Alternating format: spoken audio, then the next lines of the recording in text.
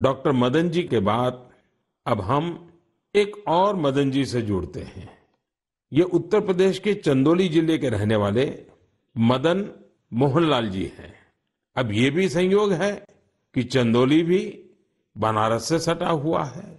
आइए मदन मोहन जी से जानते हैं कि ई संजीवनी को लेकर एक मरीज के रूप में उनका अनुभव क्या रहा है। मदन मोहन जी प्रणाम। नमस्कार नमस्कार साहब। नमस्कार।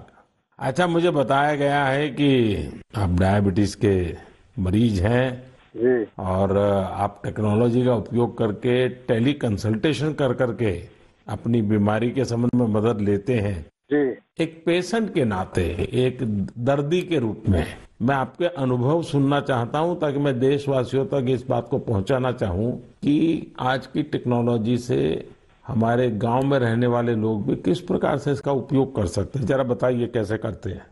ऐसा है सर कि हॉस्पिटलें दूर हैं और जब डायबिटीज हमको हुआ तो हमको जो 5-6 किलोमीटर दूर जाकर इलाज करना पड़ता था, दिखाना पड़ता था। और जब से व्यवस्था आप द्वारा बनाई गई है, इससे है कि मैं जाता हूँ, हमारा जांच होता है, हमको बाहर के डॉक्टरों से बात भी करा देती हैं और दवा भी दे देती हैं। इससे हमको बड़ा लाभ है और लोगों को भी लाभ है इससे। तो एक ही डॉक्टर हर बार आपको देखते हैं कि डॉक्टर बदलते जाते हैं? जैसे उनको नहीं समझ, डॉक्टर को दिखा देती हैं, वही बात करके दूसरे डॉक्टर से हमसे बात कराती हैं। और डॉक्टर आपको जो गाइडेंस देते हैं वो आपको पूरा फायदा होता है उससे? हमको फायदा होता है, हमको उससे बहुत बड़ा फायदा है और गांव के लोगों को भी फायदा उससे है। सभी लोग वहाँ पहुँचते हैं कि भैया हमारा बीपी है, हमारा शुगर है, टेस्ट करो, जांच करो, दवा बताओ। और पहले तो 5-6 किलोमीटर दूर जाते थे, लंबी लाइन लगी रहती थी, पैथोलॉजी में लाइन लगी रहती थी, एक एक दिन का समय नुकसान होता था। मतलब आपका समय भी बच जाता है और पैसा भी व्यय होता था। यहाँ तो निःशुल्क सेवाएं सब हो रही हैं।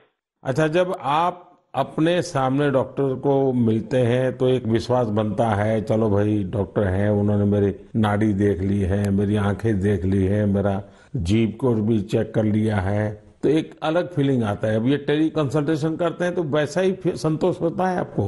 हाँ, संतोष होता है कि हमारी नाड़ी पकड़ रहे हैं, आला लगा रहे हैं, ऐसा मुझे महसूस होता है। और हमको बड़ा तबीयत खुश होती है कि भाई इतनी अच्छी व्यवस्था आप द्वारा बनाई गई है, जिससे कि हमको जहाँ परेशानी थी, जाना पड़ता था, गाड़ी भाड़ा देना पड़ता था, वहाँ लाइन लगाना पड़ता था, और सारी सुविधाएं हमको घर बैठे बैठे मिल रही है। चलिए मदन मोहन जी, मेरी तरफ से आपको बहुत शुभकामनाएं हैं। उम्र के इस पड़ाव पर भी आप टेक्नोलॉजी को सीखे हैं, टेक्नोलॉजी का उपयोग करते हैं। औरों को भी बताइए ताकि लोगों का समय भी बच जाए, धन भी बच जाए और उनको जो भी मार्गदर्शन मिलता है उससे दवाइयाँ भी अच्छे ढंग से हो सकती हैं। हाँ, और क्या। चलिए, मेरी बहुत बहुत शुभकामनाएं हैं आपको मदन मोहन जी। बनारस को साहब आपने काशी विश्वनाथ को एकदम बना दिया, डेवलपमेंट कर दिया, ये आपको बधाई है हमारे तरफ से। मैं आपका धन्यवाद करता हूँ। हमने क्या बनाया जी, बनारस के लोगों ने बनारस को बनाया है। नहीं तो हम तो माँ गंगा की सेवा के लिए माँ गंगा ने बुलाया है, बस और कुछ नहीं। ठीक है जी, बहुत बहुत शुभकामनाएं आपको। प्रणाम जी। नमस्कार सर। नमस्कार जी।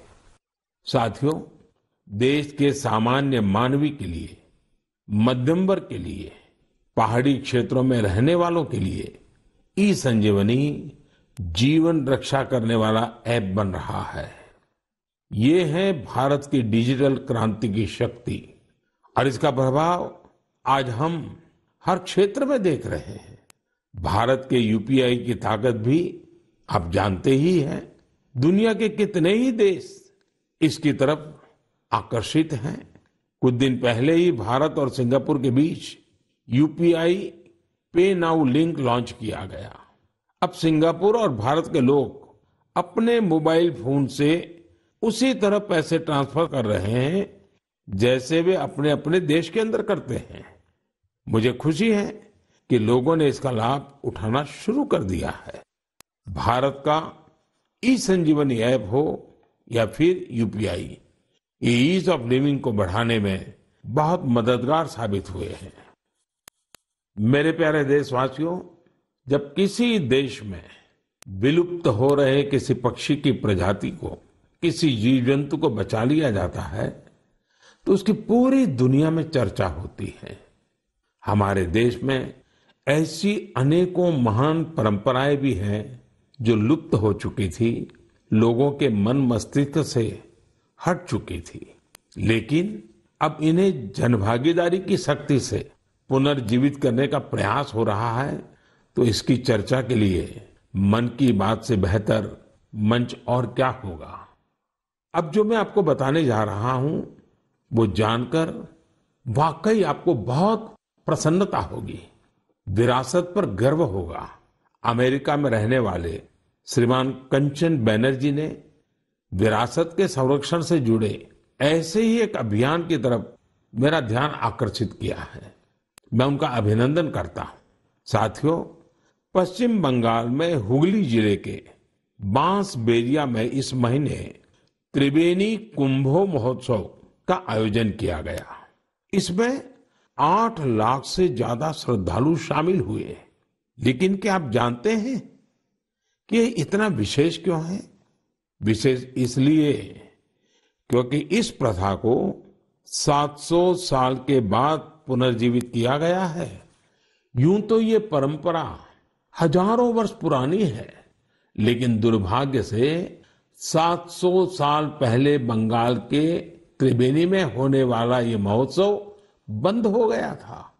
इसे आजादी के बाद शुरू किया जाना चाहिए था, लेकिन वो भी नहीं हो पाया। 2 वर्ष पहले स्थानीय लोग और त्रिबेनी कुंभो परिचालना समिति के माध्यम से ये महोत्सव फिर शुरू हुआ है। मैं इसके आयोजन से जुड़े सभी लोगों को बहुत बहुत बधाई देता हूं। आप सिर्फ एक परंपरा को ही जीवित नहीं कर रहे हैं, बल्कि आप भारत की सांस्कृतिक विरासत की भी रक्षा कर रहे हैं।